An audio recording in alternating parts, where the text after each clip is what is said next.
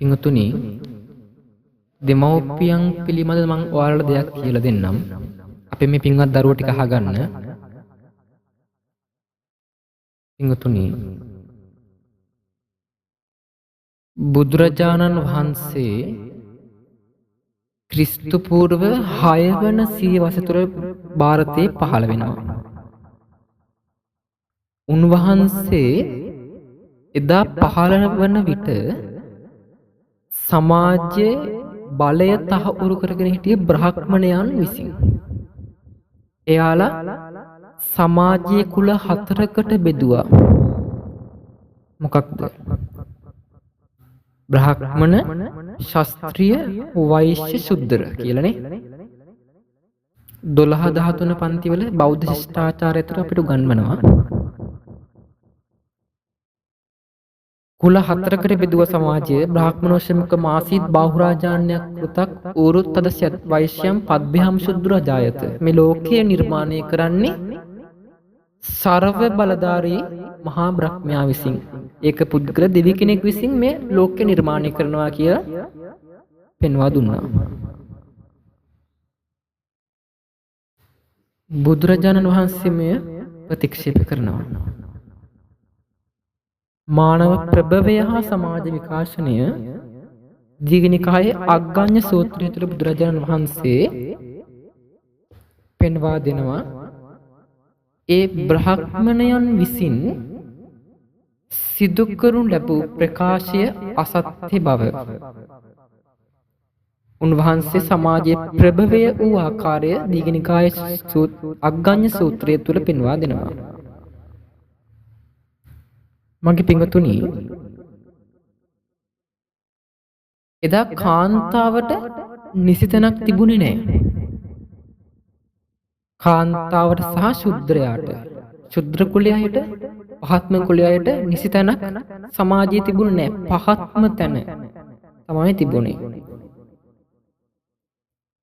බුදුරජාණන් වහන්සේ මේ සියල්ල ප්‍රතික්ෂේප කරනවා. ප්‍රතික්ෂේප කරලා පෙන්වා දෙනවා බ්‍රහ්මාති මාතා පිතරෝ. ගෙදර බුදුන් කවුද? ගෙදර බුදුන් අම්මා තාත්තා දෙන්නනේ. ලෝකේ නිර්මාණය කර දෙවියන්ට උපමා කරනවා කවුද? අපේ අම්මයි තාත්තයි. බ්‍රහ්මාති මාතා පිතරෝ. මහා බ්‍රහ්මයාට උපමා කරනවා අපේ අම්මයි තාත්තයි. බුදුරජාණන් වහන්සේ.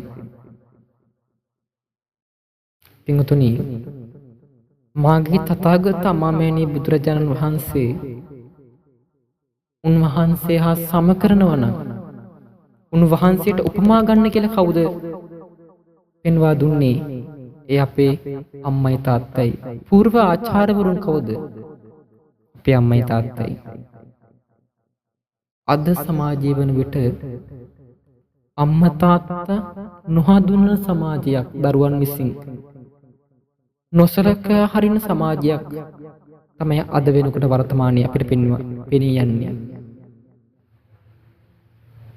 මගේ පුතේ හොඳට මතක තියාගන්න මේ ලෝකේ ඉන්න හැම මිනිස්සෙක්ම අපේ ළඟට ඇවින් අපෙන් ගන්න පුළුවන් හැම දෙම අරගෙන අන්තිමට චුයින්ගම් එකක් හපලා පැත්තකට වීසි කරනවා වගේ පැත්තකට කුණු ගොඩට දාලා යනකොට අම්මා අප්පච්චි විතරයි කිව්වේ පුතේ උඹට ඕනෙම දෙයකට මම ඉන්නවා, දුවේ උඹට ඕනෙම දෙයකට මම ඉන්නවා කියලා.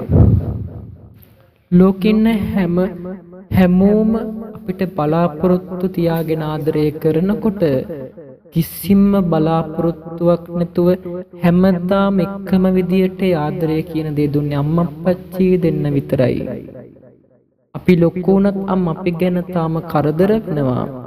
අප්පච්චි කුඹුරේ හාල් ටික මල්ල බැඳගෙන කිලෝමීටර් ගණන් බස් එකේ දාගෙන විත් ගෙවල් වලට දීලා යන්නේ පුතේ උඹට තාම කන් දෙන්න පුළුවන් කෙනෙක් මතක් කරලා යන්නයි. අම්මා අප්පච්චි වයසට ගිහිල්ලා බට ගහලා ඉන්නකොට කොච්චර දේවල් කැවුව පෙව්වත් වැඩක් නැහැ. ඒ දිනට කන්න බොන්න පුළුවන් කලේ ලෝකේ තියෙන හැම රස කෑමක්ම ගෙනත් දෙන්න. අම්මා මැරුණම අම්මගේ කරට කොච්චර රත්තරන් බඩු දැම්මත් වැඩක් නැහැ. අම්මා ජීවත් වෙලා ඉන්න කාලේ අම්මගේ ඇඟ රත්තරනින් පුරවන්න, අප්පච්චි ඇඟ රත්තරනින් පුරවන්න. පන්සල් වල චෛත්‍ය වලට කිලෝමීටර් ගණන් දුර තියෙන කප්රු පූජාවන් කළත් වැඩක් නැහැ. අම්මා අප්පච්චිට මාසෙට සැරයක්වත් සල්ලි කීයක්වත් දෙන්නේ නැත්තම්. පින්තුනි, මගේ පුතේ අපේ දෙමව්පියන්ගේ අගය තේරෙන්නේ ඒ දෙන්න ළඟ නැති වෙන්න ඕන. ඒ දෙන්නගේ අගය තේරෙන කෙනෙක් තමයි පන්සලේ පුංචි හාමුදුරුවෝ. පාන්දර 4ට 5ට නැගිටලා පන්සලේ මිදුල අක්කර ගානක් අත් දෙකේ කරගැට එනකන් අතු ගානකොට දැලිවලන් පිගන් වාජන සිවුර තවරගෙන පුංචි කාලේ පුංචි කමට හොදනකොට දානෙට ගිහින් ඇවින් අකුරු ඉගෙන ගන්නකොටත් බෑ නොකිය පාන්ස්කූලට ගිහිල්ලා හැන්දෑවට විහාරයට බණ පොතක් අතට අරගෙන බණ පොත් පාඩම් කරනකොට පුංචි හාමුදුරුවන්ටත් රාත්‍රියට බඩගිනි හැදෙනවා මගේ පුතේ. අම්මා ළඟට යන්නද තාත්තා ළඟට යන්නද? දුවගෙන ලොකු හාමුදුරන් ගාවට ගිහින් හාමුදුරුවනේ මට බඩගිනි කිව්වම සමහරක් දවසක් අපිට රාත්‍රියට කන්න හම්බුනේ බිස්කට් එකක් විතරයි මගේ පුතේ. අද මේ තැනට ඇවිල්ලා මම ඔයාලට කියලා දෙන්න එකම දෙක දෙයයි. අම්මා නැති අඩුව දැනෙන්නේ අම්මා ළඟ ඉන්නකොට නම් නෙමෙයි. තාත්තා නැති අඩුව දැනෙන්නේ තාත්තා ළඟ ඉන්නකොට නම් නෙවෙයි මගේ පුතේ. ඒ දෙන්නට හොඳින් සලකන්න. තථාගත මාමෑණි මගේ බුදුරජාණන් වහන්සේ පෙන්වා දෙනවා.